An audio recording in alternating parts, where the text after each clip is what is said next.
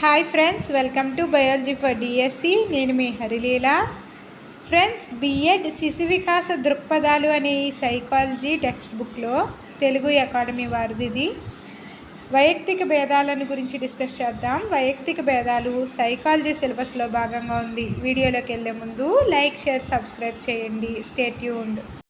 వైయక్తిక భేదాలు, individual differences. సృష్టిలో ఏ ఇద్దరు వ్యక్తులు ఒకే విధంగా ఉండరు. సృష్టిలో ఏ ఇద్దరు వ్యక్తులు ఒకే రకంగా ఉండరు. మనిషిని పోలిన మనిషి ఉన్నప్పటికీ మనం నిశితంగా పరిశీలించినట్లయితే వారిలో కూడా ఏదో ఒక రకమైన తేడా కనిపిస్తుంది. అలాగే ఒక విషయాన్ని తరగతి గదిలోని విద్యార్థులందరికీ ఉపాధ్యాయుడు ఒకే విధంగా బోధించినప్పటికీ వారు ఒకే విధంగా నేర్చుకోవడం జరగదని నిత్య జీవితంలో మనం గమనిస్తూ ఉంటాం. ఒకే తరగతికి చెందిన ఒకే వయసు గల విద్యార్థులలో కూడా మానసిక, శారీరక అంశాలలో తేడాలు ఉంటాయి. ఒకే తల్లిదండ్రులకి జన్మించిన తోబుట్టువులలో సమరూప కవలల్లో కూడా ఈ భేదాలను గమనించవచ్చు. వ్యక్తులలో సర్వసాధారణంగా ఉండే ఈ భిన్నత్వాలను వైయక్తిక భేదాలు అంటారు. వైయక్తిక భేదాల కారణంగా ప్రతి వ్యక్తిని ఒక ఏకైక సృష్టిగా మనం పరిగణిస్తాం.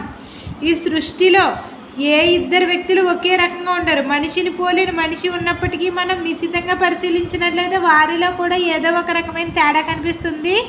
అలాగే ఒక విషయాన్ని తరగతి గదిలో విద్యార్థులందరికీ ఉపాధ్యాయుడు ఒకే విధంగా బోధించినప్పటికీ వారు ఒకే విధంగా నేర్చుకోవడం జరగదు. నిత్య జీవితంలో మనం దీన్ని గమనిస్తూ ఉంటాం. ఒక విద్యార్థి స్పీడ్గా నేర్చుకుంటే ఒక విద్యార్థి నెమ్మదిగా నేర్చుకుంటాడు. ఒక విద్యార్థి ఒక కోణంలో ఆలోచిస్తే మరొక విద్యార్థి మరొక కోణంలో ఆలోచిస్తాడు. ఒకే తరగతికి చెందిన ఒకే వయసు గల విద్యార్థులలో కూడా ఒకే తరగతికి చెందిన ఒకే వయసు గల విద్యార్థుల్లో కూడా మానసిక, శారీరక అంశాల్లో తేడాలు ఉంటాయి. ఒకే తల్లిదండ్రులకు జన్మించిన తోబుట్టువులలో సమరూప కవలల్లో కూడా మనం భేదాలను గమనించవచ్చు. వ్యక్తులలో సర్వసాధారణంగా ఉండే ఈ భిన్నత్వాలను ఏమంటాం? మనం వైయక్తిక భేదాలు అంటాం. వైయక్తిక భేదాల కారణంగా ప్రతి వ్యక్తిని ఒక ఏకైక సృష్టిగా మనం పరిగణిస్తాం. నెక్స్ట్, తరగతి గదిలోని విద్యార్థులలో అనేక విషయాలకు సంబంధించి విస్తృతమైన తేడాలు కనిపిస్తాయి. తరగతి గదిలో విద్యార్థులలో శారీరక లక్షణాలైన ఎత్తు, బరువు, రంగు మరియు మానసిక అంశాలైన ప్రజ్ఞా పాఠవాలు, అభిరుచులు, దృక్పథాలు, సామర్థ్యాలు, ఉద్వేగాలు, సర్దుబాట్లలోనూ పాఠ్యాంశాల సాధనలోనూ విద్యార్థులలో వైవిధ్యం కనబడుతుంది. తరగతి గదిలోని విద్యార్థులలో అనేక విషయాలకు సంబంధించి మనకి విస్తృతమైన తేడాలు కనిపిస్తాయి. శారీరక లక్షణాలైన ఎత్తు, బరువు, రంగు మరియు మానసిక అంశాలైన ప్రజ్ఞా పాఠవాలు, అభిరుచులు, దృక్పథాలు, సామర్థ్యాలు, ఉద్వేగాల సర్దుబాట్లలోనూ పాఠ్యాంశాల సాధనలోనూ విద్యార్థులలో వైవిధ్యం కనబడుతుంది. ఉపాధ్యాయుడికి విద్యార్థుల మధ్య ఉండే శారీరక, మానసిక, సాంఘిక అంశాలలో గల వ్యత్యాసాలు, దానికి గల కారణాలను అధ్యయనం చేయవలసిన అవసరం ఎంతైనా ఉంది. కాబట్టి వైయక్తిక భేదాలకు సంబంధించిన పరిజ్ఞానం ఉపాధ్యాయుడికి ఎంతో అవసరం. వైయక్తిక భేదాలకు గల కారణాలను అర్థం చేసుకోవడం ద్వారా తగిన బోధన అభ్యసన కృత్యాలను అందజేయడానికి వీలు కలుగుతుంది. వైయక్తిక భేదాలకు గల కారణాలను అర్థం చేసుకోవడం ద్వారా తగిన బోధన అభ్యసన కృత్యాలను అందజేయడానికి వీలు కలుగుతుంది. ఉపాధ్యాయుడికి బోధన అభ్యసన కృత్యాలు అందజేయడానికి వీలవుతుంది. ఉపాధ్యాయుడికి విద్యార్థుల మధ్య ఉండే శారీరక, మానసిక, సాంఘిక అంశాలలో గల వ్యత్యాసాలు, దానికి గల కారణాలను అధ్యయనం చేయవలసిన అవసరం ఉంది.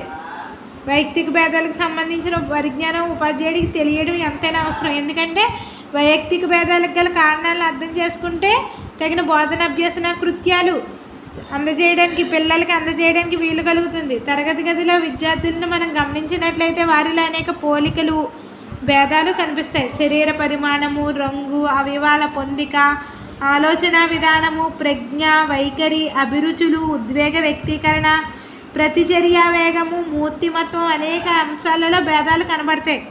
నిజానికి సృష్టిలో ఏ రెండు జీవులు అన్ని విధాలా ఒకేలా ఉండవు. వైయక్తిక భేదాలు అంటే ఏంటి? ఇక్కడ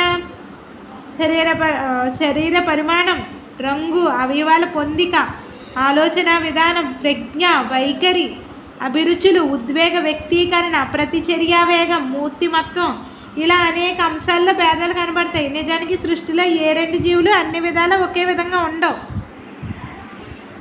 వ్యక్తులలో గల ఈ భిన్నత్వాన్నే మనం వైయక్తిక భేదాలుగా వ్యవహరిస్తాం. బోధన అభ్యసన ప్రక్రియ ఫలప్రదంగా జరగాలంటే ఉపాధ్యాయులకి వైయక్తిక భేదాలపై అవగాహన ఉండాలి.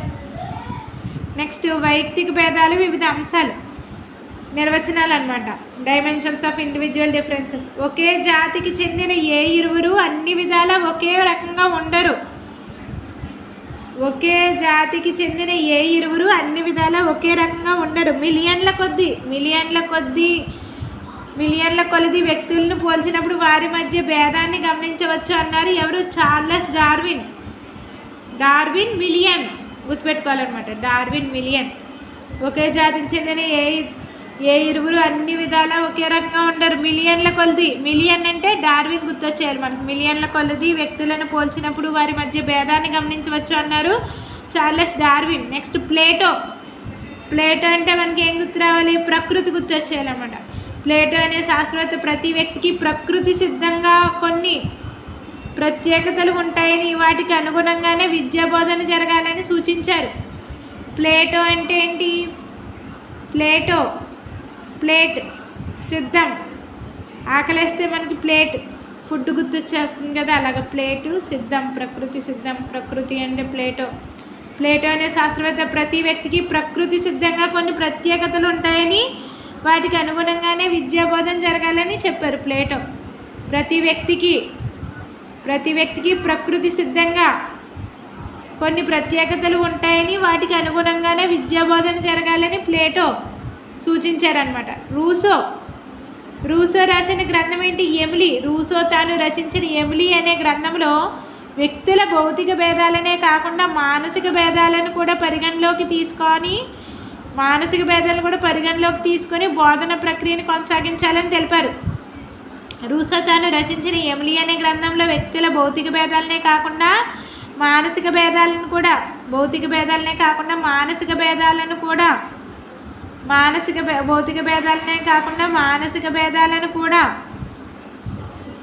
పరిగణలోకి తీసుకుని బోధనా ప్రక్రియను కొనసాగించాలని తెలిపారు రూసో తను రచించిన ఎమిలీ. రూసో యొక్క గ్రంథం ఏంటి? ఎమిలీ గ్రంథంలో చెప్పారు ఇలా భౌతిక భేదాలనే కాకుండా మానసిక భేదాలను కూడా పరిగణలోకి తీసుకుని బోధనా ప్రక్రియ కొనసాగించాలని తెలిపారు. కాబట్టి ఉపాధ్యాయులు వాటి గురించి తప్పనిసరిగా తెలుసుకోవాలి. వైయక్తిక భేదాలను మనోవిజ్ఞానిక శాస్త్రవేత్తలు 2 రకాలుగా వర్గీకరించారు. వ్యక్త్యంతర భేదాలు, వ్యక్త్యంతర్గత భేదాలు. వ్యక్తికి మధ్య గల వివిధ వ్యక్తుల మధ్య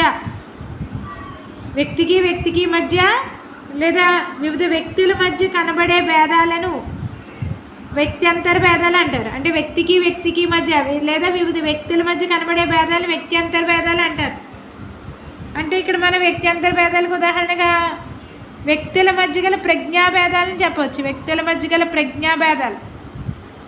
నెక్స్ట్ ఒక వ్యక్తిలోనే వివిధ అంశాల మధ్య గల భేదాలని వ్యక్త్యంతర్గత భేదాలు అంటారు. గణితంలో బాగా రాణించే వ్యక్తికి భాషా సంబంధిత సామర్థ్యం లేకపోవడం. అంటే ఒక వ్యక్తిలోనే వివిధ అంశాల మధ్య గల భేదాలను వ్యక్త్యంతర్గత భేదాలు అంటారు.